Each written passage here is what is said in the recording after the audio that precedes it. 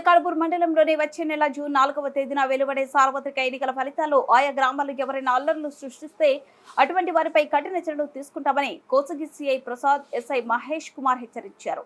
పెద్దకడుపూరు police station పరిధిలోని rowdy షీటర్లను పిలిపించి వారికి కౌన్సిలింగ్ నిర్వహించారు. ఈ సందర్భంగా వారు మాట్లాడుతూ రౌడీ షీటర్లను ఉద్దేశించి జూన్ 4న సార్వత్రిక ఎన్నికల ఫలితాలు వెలువడిన తర్వాత గ్రామాలలో కక్షలు పెట్టుకుని ఒకరి మీద ఒకరు దాడులకు పాల్పడిన, అల్లర్లు సృష్టించిన, ఇళ్లలు కేకలు వేసిన, బాణసంచులు పేల్చిన అటువంటి వారిపై కేసు నమోదు చేసి చట్టపరమైన చర్యలు తీసుకుంటామని వారు తెలిపారు.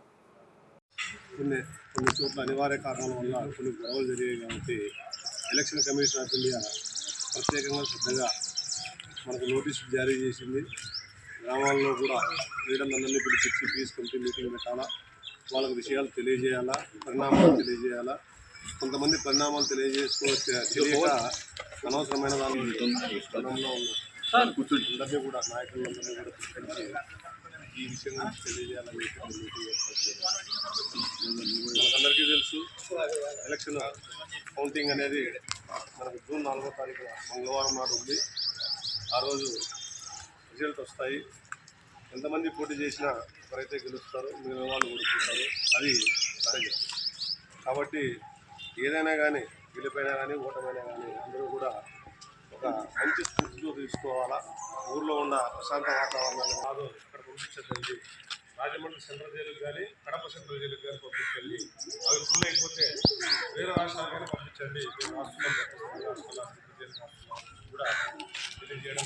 ఈ తరపున ఉండే ఎవరైతే యూత్ పిల్లల వాళ్ళు ఉంటారో వాళ్ళందరికీ కూడా ఇక్కడి నుంచి వెళ్ళిన తర్వాత ఒకసారి పిలిపించుకొని, అయ్యా బాబు ఈరోజు పోలీసు వాళ్ళు మాకు పెట్టి కౌన్సిలింగ్ చేశారు, ఏదైనా పొరపాటు చేసుకుంటే ఈ విధంగా సెంట్రల్ జైలు పంపించాలని చెప్పారు. ఇవన్నీ కూడా మీరు మనసులో పెట్టుకొని కౌంటింగ్ రోజు శాంతియుతంగా ఉండాలా. ఏదైనా ఇష్యూ అయితే మటుకు మేము ఎవరూ కూడా పోలీసులకు ప్రజలు సహకరించారు, కౌంటింగ్ రోజు కూడా సహకరిస్తారని చెప్పి తెలియజేయడం జరిగింది.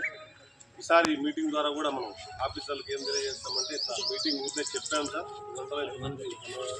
ఖచ్చితంగా ఎలక్షన్ కౌంటింగ్ రోజు కూడా మాకు ఏం జరగదని చెప్పి తెలియజేస్తాము. మీరు సహకరించి 4వ తారీఖు 5వ తారీఖు ఎటువంటి గొడవలు జరగకుండా, అలాగే 3వ తారీఖు ఎగ్జిట్ పోల్ రోజు కూడా ఈ పిల్లలు ఎవరైనా కానీ దురుసుగా ప్రవర్తించినా వాళ్ళకి ముందుగానే చెప్పుకోవాలా. ఈ ఎలక్షన్ టైంలో ఒక్కసారి కేసుల్లో ఇరుక్కుంటే మీకు తెలుసు భవిష్యత్తు అనేది నాశనం అయిపోతుంది. ప్రతి ఎలక్షన్కి కూడా వాళ్ళని పిలిపించి కౌన్సిలింగ్ చేయడం జరుగుతూ ఉంటుంది. ఈసారి కొత్తగా ఎలక్షన్ కేసులు ఎవరైనా ఇన్వాల్వ్ అయితే పీడీ యాక్ట్ పెట్టమని చెప్పి కూడా ఎలక్షన్ కమిషన్ ఆఫ్ ఇండియా నుంచి మాకు వచ్చింది. ఒకవేళ మీరు ఇన్వాల్వ్ అయితే తర్వాత పీడీ యాక్ట్ పెట్టి పంపిస్తే పీడీ యాక్ట్లో 6 నెలలు బెయిల్ రాదు. ఫస్ట్ మళ్ళీ 6 నెలల తర్వాత నువ్వు హైకోర్టుకు పోయి చేసుకొని బెయిల్ తెచ్చుకోవాలా. ఇవన్నీ ఉంటాయి.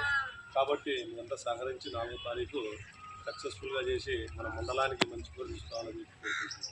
సార్ గారు గురించి అన్ని రాజకీయ పార్టీల వాళ్ళు గెలిచి పెద్దకడుపూరు పోలీసులు మీరు గెలిపించినారు. ఎవరు గలాట్ చేసుకోలేదు. ప్రతి జైలు కూడా జీరో. ప్రతి జైలు వాళ్ళు అడిగినారు ఏమైనా వస్తారో సార్ మీ వాళ్ళు అంటే రారని చెప్పి ముందు రాసి పెట్టుకోండి. మాకు ఆ నమ్మకం ఉందని చెప్పారు. ఆ నమ్మకాన్ని గెలిపించలేదు నిర్మాణం మనసులో పెట్టుకోవాలి.